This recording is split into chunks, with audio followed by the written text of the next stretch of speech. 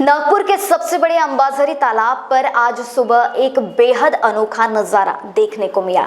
यहाँ छोटों से लेकर बड़ों तक और युवा तालाब को साफ करने के मिशन का हिस्सा बने। दरअसल नागपुर का अंबाझरी तालाब 150 साल पुराना है, जो पिछले 2 वर्षों से जलकुंभी वनस्पति की चपेट में है।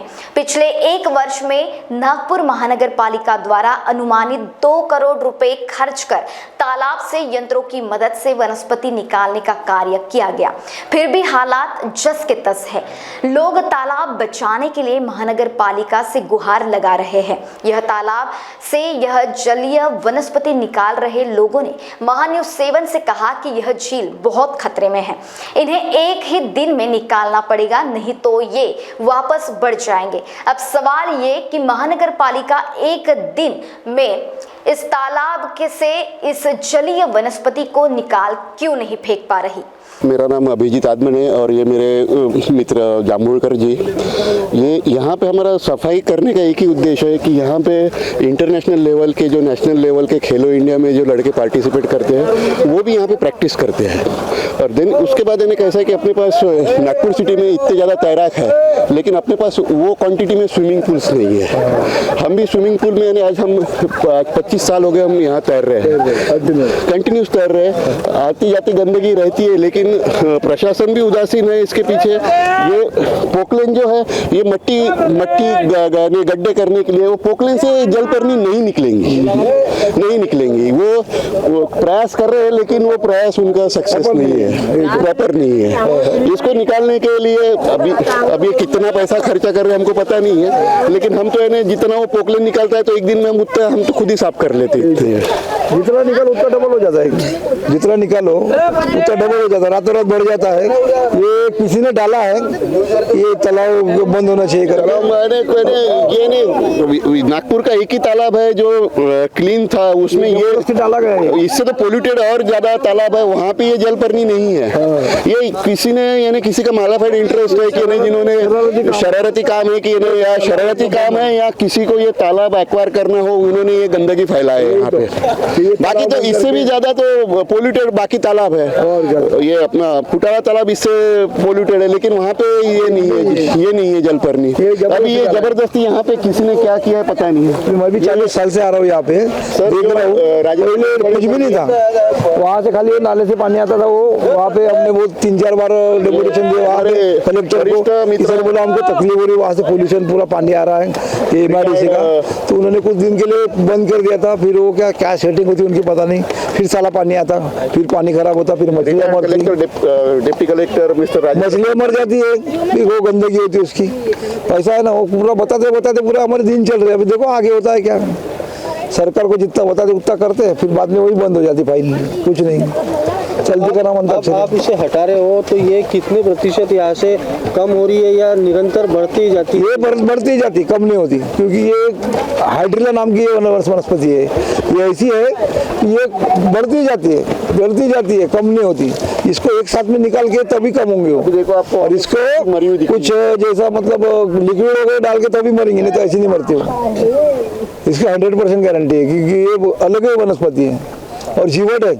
इसका जो अचानक जो ग्रोथ हुई है उसका मेजर कारण है वहाँ से जो MIDC से जो पोल्यूशन आ रहा है, वो ट्रीटमेंट करके पानी डालना चाहिए, वो नहीं आया। तो क्या होता है कि एक आधा घटक ये इसमें बढ़ जाता है तो ग्रोथ हो जाती है।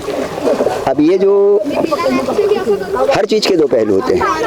इसका सबसे बड़ा पहलू तो ये है कि इस साल पानी का इसने शुद्धिकरण कर दिया। पिछले साल पानी में स्मेल आती थी, इस साल स्मेल काई होती थी। आज आप देखेंगे कि पानी की क्वालिटी इतनी अच्छी हो गई कि जैसे ऐसा लगता है कि आप अंदर जाएंगे तो नदी में आप तैर रहे हैं। अंदर जाके आप पानी उसको बिना फिल्ट्रेशन के पी सकते हैं, इतना शुद्ध कर दिया इसने। क्योंकि होता क्या है कि जितने पोल्यूटेंट है वो जब ये जाती है तो जड़ें उसको सोख लेती है। बराबर। अब रहा सवाल ये निकालने का, तो ये जो निकाला जा रहा है ये, इस पे मैं कोई भाष्य नहीं करना चाहता हूँ, क्योंकि इसकी जो रेट ऑफ ग्रोथ है और निकालने का है तो ये कुछ कहा नहीं जा सकता कि आर्थिक है या खुद का समझौता करने का है। इसके पहले पिछले साल वो लिली बड़ी थी, बहुत ज़्यादा बढ़ गई थी, नैसर्गिक रूप से वो खत्म हो गई। तो यदि आप इसको निकालना चाहते हैं तो ये अपने आप को लोगों के टैक्स के पैसे का दुरुपयोग है।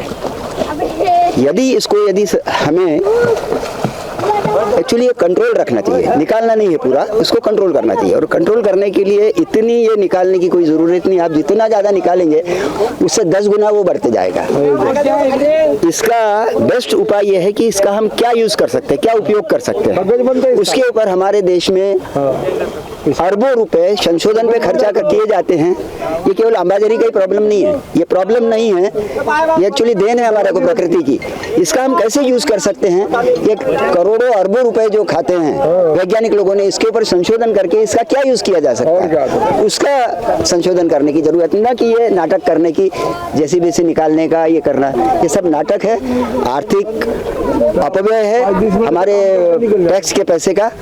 इसका यूज़ अभी देखिए, आप यूज़ करें या ना करें, पर इसमें फिल्ट्रेशन प्लांट, संसार का बेस्ट फिल्ट्रेशन प्लांट भी इसका इतना अच्छा पानी शुद्धिकरण नहीं कर सकता। MIDC का जितना दूषित पानी आ रहा है पूरा उसने फिल्टर कर दिया और इससे ऑक्सीजन का लेवल बढ़ रहा है।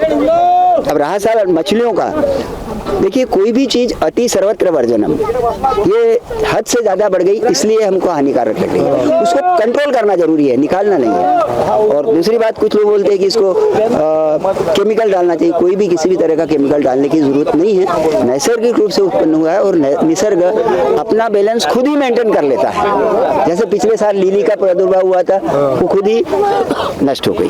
महान्यूज 7 के लिए कैमरा पर्सन राजेश जंगीटवार के साथ पारस बैसवारे, नागपुर।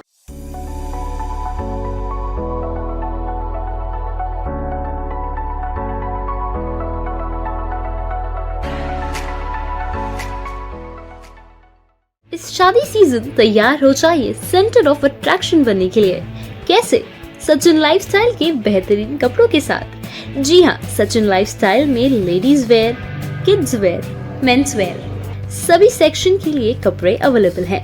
और साथ ही में इस शादी की शॉपिंग को पॉकेट फ्रेंडली बनाने के लिए सचिन लाइफस्टाइल लेकर आए हैं आपके लिए फ्लैट 15% का ऑफ। तो अभी आइए और अपनी शादी की शॉपिंग सचिन लाइफस्टाइल से करके जाइए। हमारा पता शताब्दी चौक, बेलतरोटी रोड, रामानगर, नागपुर।